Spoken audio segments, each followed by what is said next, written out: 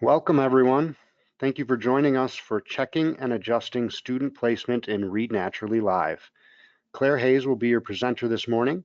Claire has been involved with Read Naturally since its development. She consults with educators nationwide to discuss reading, fluency, and the Read Naturally strategy. Claire loves working with teachers to help them maximize the benefits of the various Read Naturally interventions. Claire may have some time for Q&A at the end of the presentation today, so please go ahead and ask any questions you have using the question tool in your meeting panel. We will try to respond to as many as possible during the presentation and certainly follow up after in the coming days with email responses to those questions we couldn't address today. You should have received a link to the handout for today's webinar. The handout is also available from the meeting panel if you'd like to download and print it now. Many of you have also asked about a recording of this webinar. We will be sending out follow-up emails with links to the recording in about 24 hours, so please check your inbox for that. Also, feel free to share the recording with anyone at your school or district who you think would benefit from this valuable information. Again, this webinar is Checking and Adjusting Student Placement in Read Naturally Live. We'll be offering other webinars throughout the school year. Registration for those is available at readnaturally.com. Even if you can't make it to our events live, please feel free to register for those to receive the links to the recordings afterwards. Finally, if you have any technical difficulties, please contact GoToWebinar support. Their phone number is listed at the bottom of the meeting panel. And without further delay, I'm going to pass the microphone off to Claire Hayes, your presenter for today's webinar. Claire. Thank you for that introduction, and thank you all of you who are attending today. I know how busy this time of year is and how many tasks you have on your plate. So the fact that you're here today really says a lot about you, and I hope that you find the next half hour, 45 minutes to be beneficial. What we're talking today about is checking and adjusting the initial placement within Read Naturally Live. It's important that you understand initial placement in that it actually has two phases. There's the phase that happens first, which we call conducting initial placement. That has to happen before students can even begin working in Read Naturally Live. That's when you take your students through the placement process within the program. I did do a webinar on that a little while back, and that recording is available on our website. So if you want more information about conducting initial placement, how to get students in the right level to begin with, that webinar is available. Today, we're talking about that second phase of placement, which we call checking initial placement.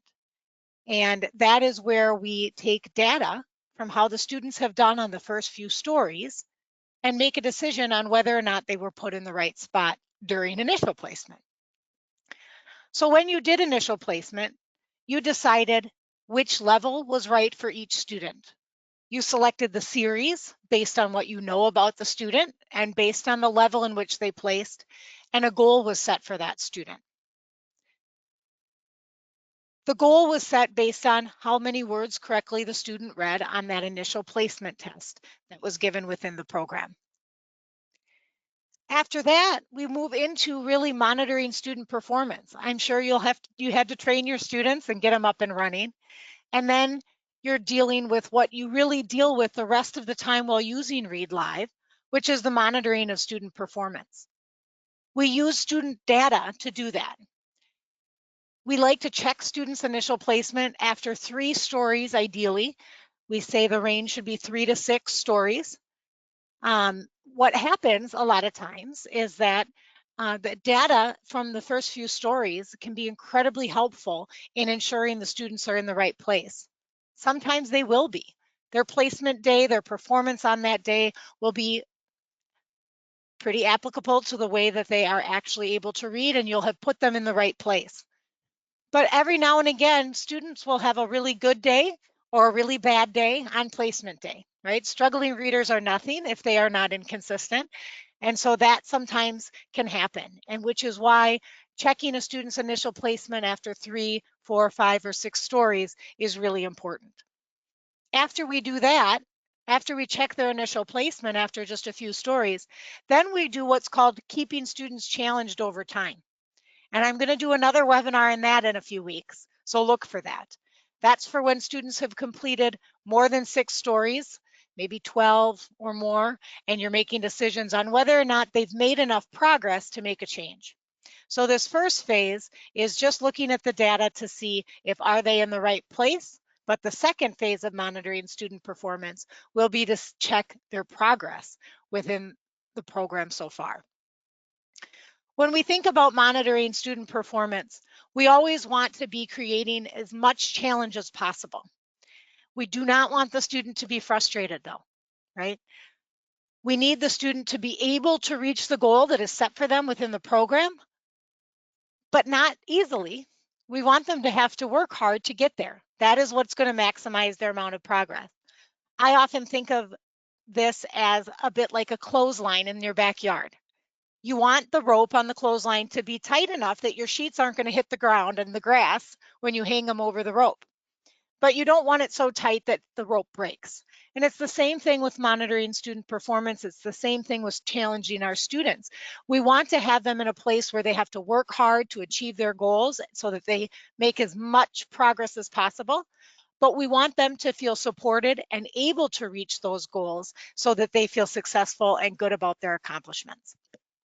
So we'll start with the checking initial placement.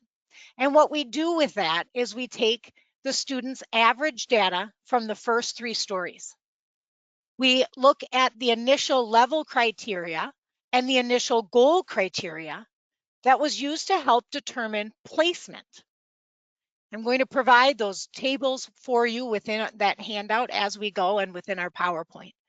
But in order to find this information, you need to look at a report that we call the Students at a Glance report. The Students at a Glance report is found within the Reports menu of your program. I'm going to pop out of the PowerPoint for just a moment so I can show you where you can run that report. So we will log in as a staff member. I will enter my user ID and password and click Login and go to the home page. If I scroll down to the bottom, or if I use the 3 bars up in the upper left-hand corner, I can navigate to a tile or an item titled Reports. That is, of course, where you will find your reports. We're going to look at the reports that are titled Read Naturally Live reports. The very first one is the one that we lean on most heavily when we are checking initial placement, as well as keeping students challenged over time. The reason Students at a Glance report is so great for this situation is because it provides you with averages. It takes how students did on the first 3 stories and gives you an average score for a number of different data points. We all know that students are inconsistent, and one data point can often be somewhat misleading. So an average is a lot stronger number for us to look at when we're making decisions. So if I select a student's name and click the Generate Report for Selected, I then can select a date range that I want the student report to follow and click Generate Report. Okay, and that will get you your Students at a Glance report. You can do this for one student at a time, or you can do it for all your students by selecting them all and having all of your students' data analysis reports run at one time. Okay, so now what we're going to do is go back into our PowerPoint. Now that you know where to find that Students at a Glance report, we're going to zoom in on this sample one I have for our presentation. As you can see, the particular student data we're looking at is from a student who's working in the Sequence Series level 2.5. So when I did initial placement with that student, that was the level the student was placed in. He's currently passed 3 stories. His average cold timing score is 41. Notice that the first score listed is 41, and so is the second score. Why is that? Well, because the student has only passed 3 stories. And the 2 numbers that we see in that column are the average of the first 3 stories. That's what the first number 41 is. So story number 1, 2, and 3 that the student completed in this level, average cold timing score was 41. But because the student has only completed 3 stories, the student's most recent 3 stories are the exact same stories. So the number is the same. Once your students start to complete their 4th, 5th, and 6th story, they're taking that information from different stories. So these numbers will no longer be identical. Okay. So after that first 3 stories, they're the same, but from that point forward, they are no longer the same because they're looking at different data points, different stories that they're generating that information from. So notice that we have information on a cold timing, we have the goal, hot timing score, expression rating, the number of practices the student did, percentage correct on quiz, and then either the retell, if you have that turned on in the sequence series, or if the student's in a phonics series, it will be how well they did on that word list. When we're talking about initial level criteria, that's what we're trying to decide. Is the student in the right level and do they have the right goal, right? So the initial level criteria is what we look at first. When a student is placed into a level, this is the placement table ranges that are used to decide whether or not the level is correct for the student. So when you took your student through placement within Read Naturally Live, the program made a recommendation on whether or not the level you chose is a good match for the student based on how many words that student read correctly during the minute timing. So we're going to take the average cold timing score from that Students at a Glance report and plug it into this table and see, is the student still in the right place? We know that that score was within this range on the table on the placement passage we gave the student. But now that he's done 3 stories in that level, is it the right place still? So we're going to take that words correct per minute score and plug it into this table. We're also going to see if the student's average quiz score is at least 60% correct. Now, this always goes against our grain a little bit because, as we all know, we don't want our students at 60% correct in comprehension. Of course, we don't. We want them at least at 80% or above, right? This is not to say that we are okay with the student being at 60%. It is saying that we will tolerate it for now. It's saying that we will not lower the student's level based on his quiz being at 60% or above after just the first 3 stories. Think about all the things the student's learning at the beginning of the year. They're learning how to do the program, how to complete the steps. They're learning what your expectations are, what you need from that student. They're learning how to sit in the same room. Some of them haven't been in a classroom for, a year and a half. And so at first, we're going to be okay with a comprehension score of 60% or greater. The other thing that's important to remember is that research shows students who are comprehending at least at about a 60% are getting benefit from that. Okay, so when your students dip below that 60%, that's when the research says there's really not much comprehension benefit for students at that range. So we will not tolerate it forever, but we will tolerate it after these first 3 stories for checking initial placement. Okay, so let's dig right into some sample students. Let's take a student named Anna. And when we placed Anna, we figured out that the best level for her on that placement day was level 5.6. Her average cold timing score is 90 words correct per minute, and Anna's teacher is with her, so we know that cold timing score is accurate. Her average quiz score is 77%. Now we're going to ask ourselves a couple questions. The questions we're going to ask is whether or not Anna's average cold timing score is within the range for her placement level. And then we're going to ask ourselves that other question I mentioned before. Is her quiz score at least at 60%? Okay, we're going to ask these questions one at a time, and we'll look at Anna's data as well as that placement table at the same time so that you can look yourself. So here is the first question. Is Anna's average cold timing score in the range for her placement level? So where can we find Anna's average cold timing score? It's going to be the first box in that gray section in the middle. That's where her cold timing score. Where can we find her words correct per minute placement range? In level 5.6, it's going to be the third one down, 80 to 100 words correct per minute. So we want her cold score to be in that range. So is her cold score in that range? Yes, it is. It's right in the middle. She's reading 90 words correct per minute on average after her first 3, and that is right in the middle of the 80 to 100 words correct per minute range. The next question, is Anna's average quiz score at least 60%? Yes, it is. Her quiz score is listed in the back section, or the latter part that it turns to a white background, and it's at 77%. So that's definitely above 60%. Now we hope it goes up a little higher, and we're going to work on it with Anna for that. But for now, it is at an appropriate place where we're okay with it. So based on that information, do we want to continue, raise, or lower her level? Her cold score is within that range. Her quiz is better than at 60% or above. So we are going to continue Anna's level. All right. Now, because we know that Anna is in the right level, that means that we need to take a look at her goal. Okay. What about her goal? Her level is correct.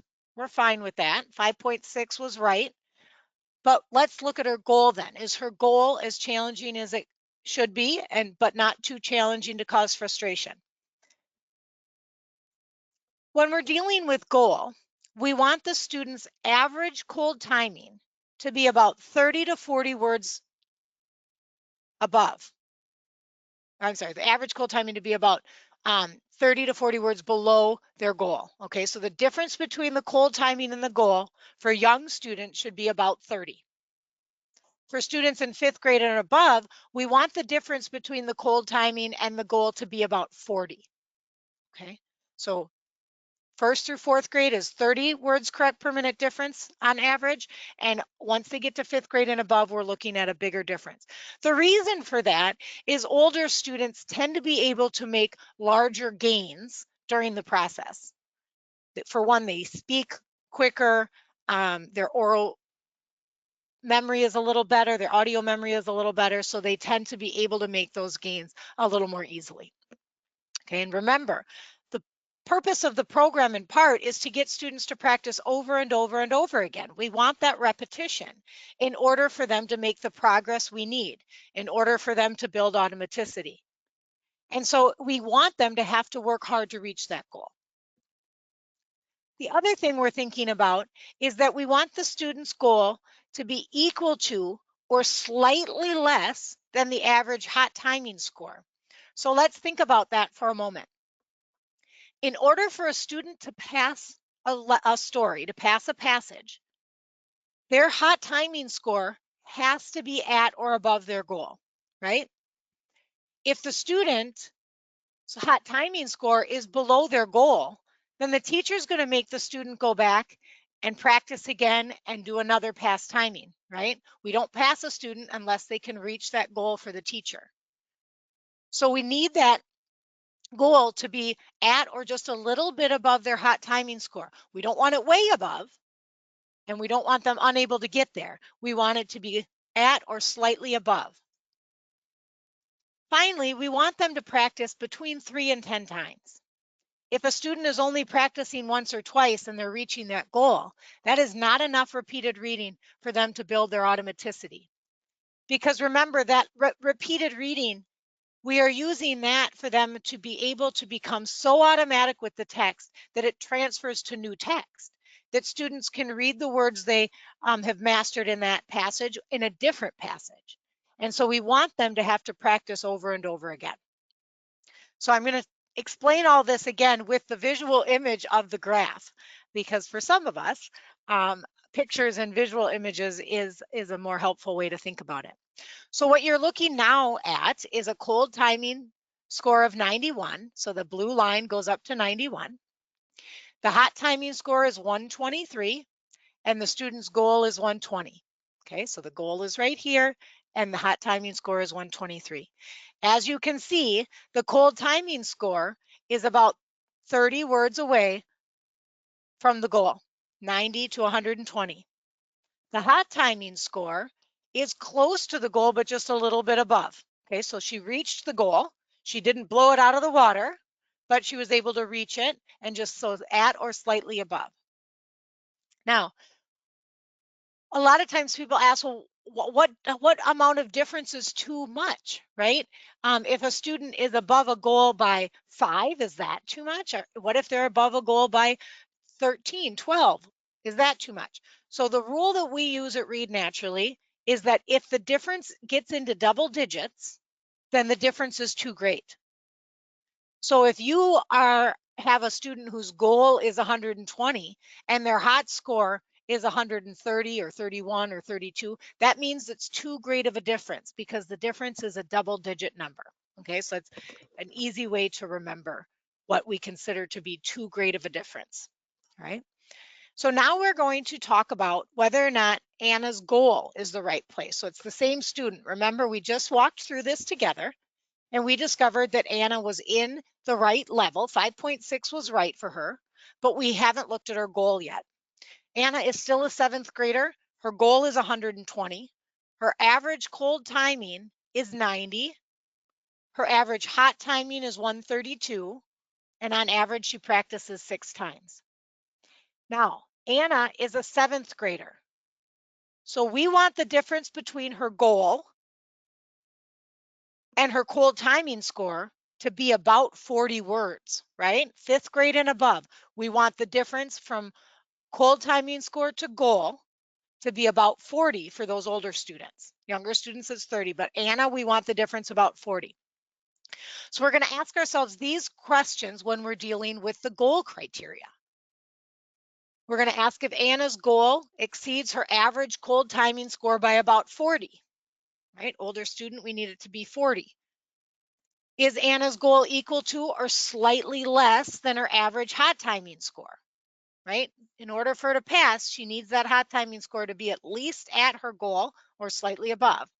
And then how many times does Anna practice?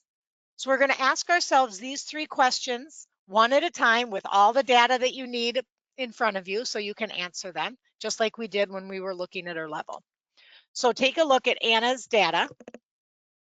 And we'll ask ourselves that first question, which is, does Anna's goal exceed her average cold timing score by about 40? So we need to look in 2 places. We need to look at goal, which is here, and we need to look at cold timing score, which is right next to it. So her cold timing score is 90, her goal is 120. Is that about 40? No, it's not. It's 30. So it's a 10-word difference between what we want it to be at. We want it to be about a 40-word difference. It's only a 30-word difference. So her goal might be too low. Okay, let's ask ourselves the second question. Is Anna's goal equal to or slightly less than her average hot timing score? So here's her goal. Here's her average hot timing score. Are they very close to one another? Are they equal to or very close to each other? No, there's a difference of 12. So again, that goal might be too low. The final question is Anna practicing about 3 to 10 times? Yes, she's practicing 6 times. All right, so she's practicing the right amount of times, but her hot timing score is too far above her goal, and her cold timing score is too close to her goal. So what are we going to do? Do we think we should continue, raise, or lower her goal? We're going to raise her goal, right? We tend to raise by 10 words at a time.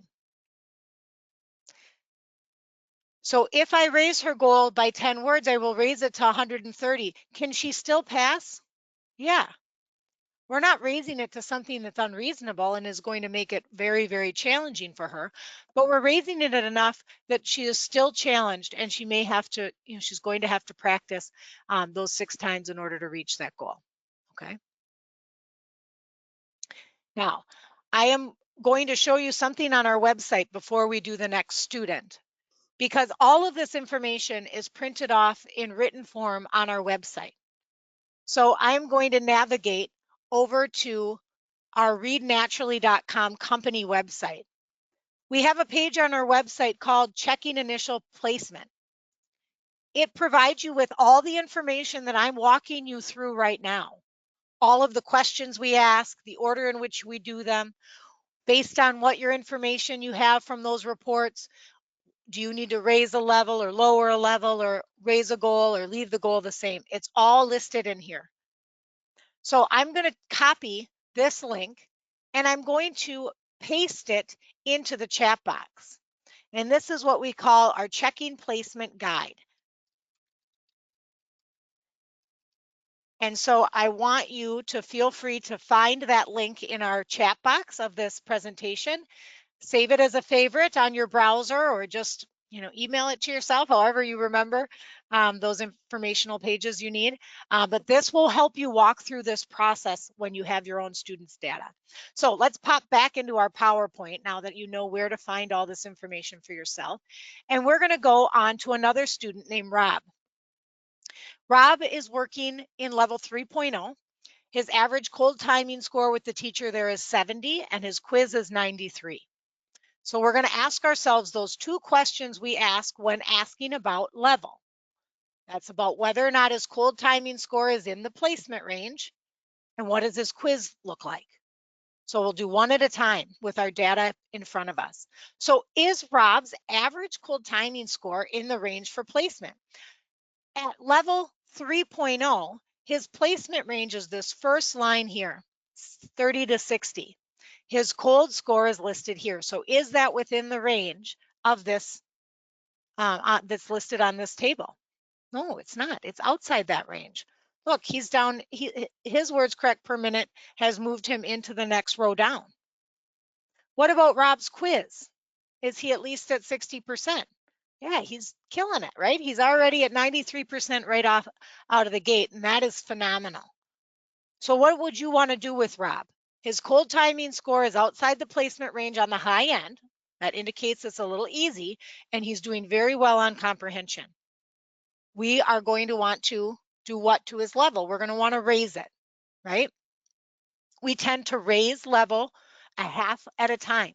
So because he's currently in 3.0, we would bring him up to level 3.5, right? Because we are raising Rob's level, we will not do anything with his goal. We are going to leave his goal as is. We change one thing at a time. So as soon as I realize that Rob needs a more challenging level, then I don't need to think about whether his goal is right. Because I raise his level, this goal is going to be a little harder to reach at a slightly more challenging level. So I'm not going to raise that as well. Raising both at once tends to be too much. So let's take a look at one more student. We'll look at Lee. And Lee is a student who has also just completed 3 stories, and we'll look at his data from his Students at a Glance report and ask ourselves those same 2 questions we asked with Anna and with Rob.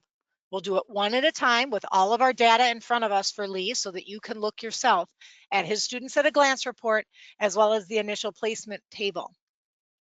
So the first question is Lee's average cold timing score, which we find here, is it within the placement range? So Lee is working on level 2.5. So if we go to our placement table, students working in 2.5, we're looking at the line at the very top, the row at the very top, and his score is 41. That is right within the range. How's his quiz? Is he at least at 60%? He's at 87%. He's doing well with his quiz at the beginning here. So his cold score is smack dab in the middle of that range for words correct per minute, and his comprehension is solid. So would you continue, raise, or lower his level? We're going to continue his level. His words correct per minute score is in the right spot. His quiz is solid. We're going to leave him right where he is. Because we're going to leave him in the same level, we want to make sure that the goal is challenging enough.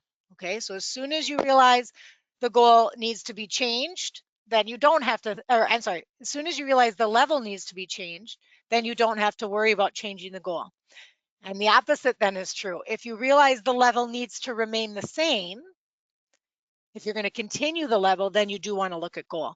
So let's again take a look at Lee's data on these first 3 stories in his Students at a Glance report. We're going to ask ourselves those 3 questions we asked that have to do with a goal.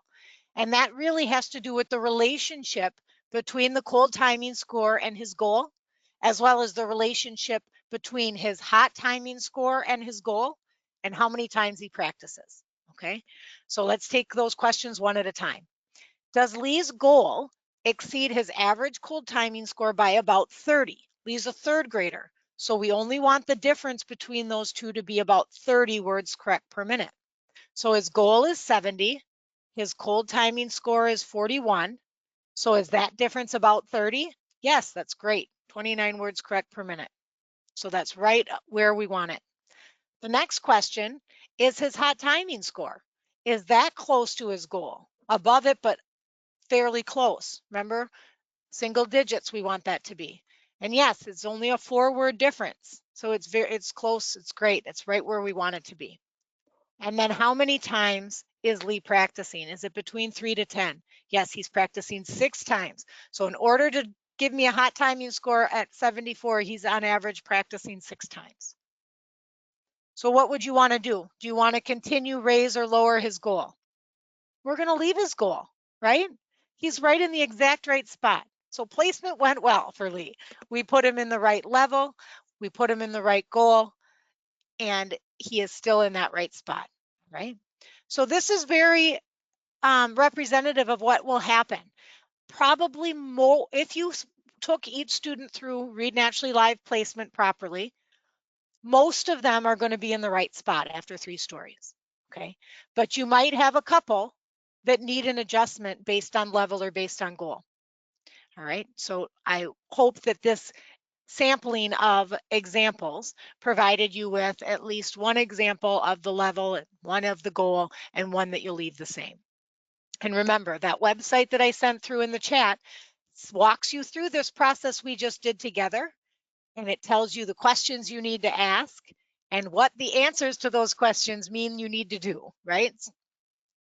So now we have covered the checking initial placement after 3 stories. So the part of monitoring student performance that is the checking initial placement. And really, checking initial placement is what I think of as the bridge between placement and monitoring student performance. It's the bridge between placement and keeping students challenged, really, right? So checking initial placement has one leg in the placement drawer and another leg in the monitoring performance drawer. We will have another webinar that covers keeping students challenged. And then what you're going to look at in that students at a glance report, your numbers are going to be different. You're not going to have the identical numbers for your averages because they will have completed more than 3 stories. So when we get into keeping students challenged over time, when your students have completed 12 stories or so, you want to take a look and see, are they making progress in these areas? If not, what can I do to make it so they are? If so, can I raise their level and goal? Our students are struggling with reading, so we need to move them up as soon as we can. There's nothing magical about 12 stories or 24 stories. Students can move up based on their data, not based on the number of stories they've completed. So look for the webinar we'll be doing on keeping students challenged in a few weeks.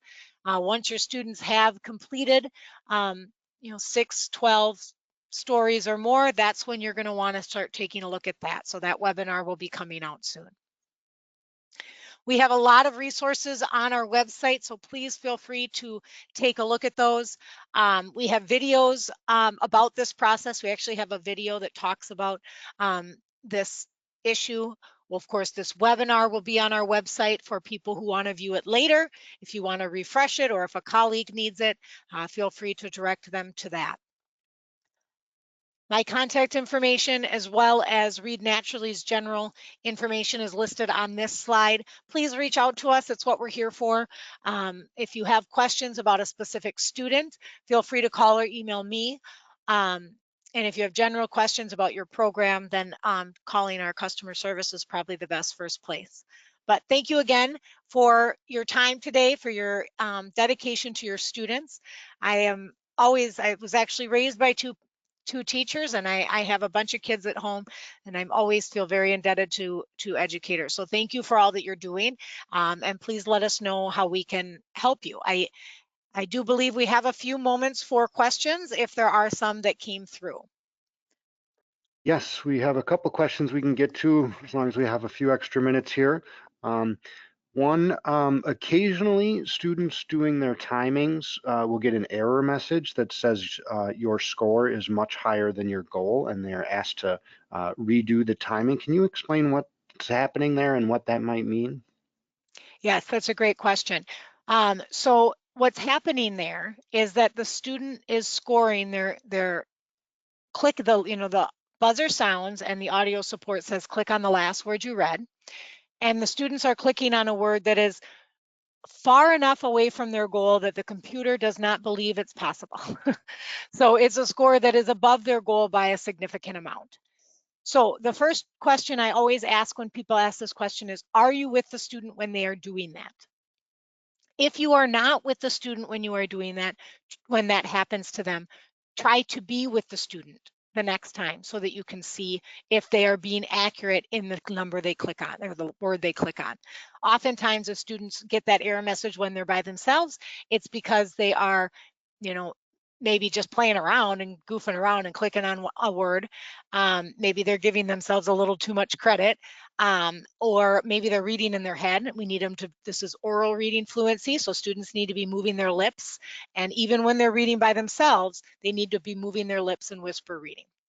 Now, if you are with the student, so if you know that the word they read is the word they clicked on, and it's an accurate report back to the computer, and you're still getting that message, that student is most likely in a level that is too easy or has a goal that is way too easy.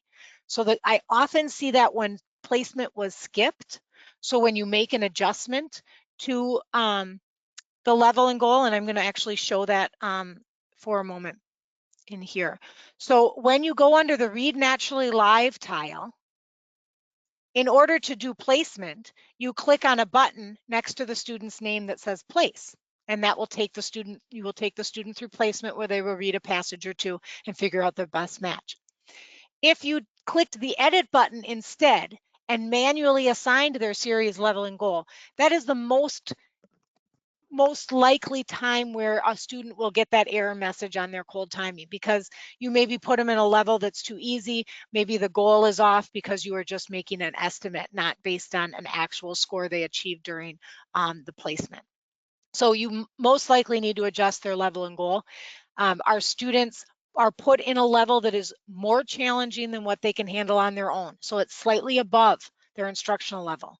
And so taking them through placement is an important thing to do. If you realize an adjustment needs to be made, you can also go under that Read Naturally Live tile. So you'll navigate to where it says Read Naturally Live, which is what we're in right now. You can scroll over to that edit button. So if you realize that they need a different level or goal, here's where you come in and make that change. You can raise it by a half grade level or raise their goal by 5, 10, 15 words, whatever you think is appropriate.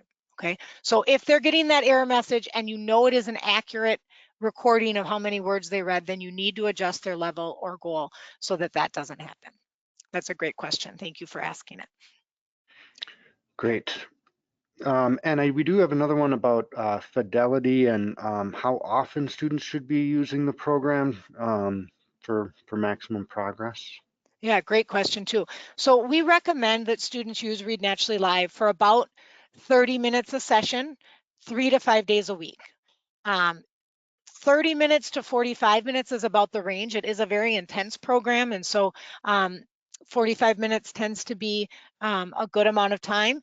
So 30 minutes is fine, 45 is great, 3 days a week is fine, 5 days a week is even better. It is also important to remember that you want your students to get through as many stories as possible. I really recommend creating some sort of an incentive program with your groups about how many stories they pass each week. If you're meeting with your kids 30 minutes a session, 5 days a week, then those students should be able to pass about 3 stories a week. So you really want to have, what I recommend having is kind of a minimum requirement. So students who get 3 stories passed in a week earn a certain number of points. If they get more than that, they earn more points. And that is a great way to keep students focused on that. Almost without fail, the student who passes the most stories is almost always the one who makes the most progress, because he stayed on task. If he had 3 minutes before the bell rang, he didn't log out of his program, he picked another story. He did it, got through as many steps as he could. And so creating a system in which will encourage students to do that is really important. Now, you're not going to have students get through 3 stories in 30 minutes, 5 days a week on week 1, right? So that you should have that happen by week 3 or so. That's when everybody should be real comfortable and familiar with the program, and they should be able to get through multiple stories in a week. So great question. Thank you. And I think we will leave it there for today. Thank you, Claire, very much. And thank you to everyone who attended today. As a reminder, we will be sending out follow-up emails with links to the recording in about 24 hours. So keep an eye out for that. And feel free to share that recording with anyone in your school or your district.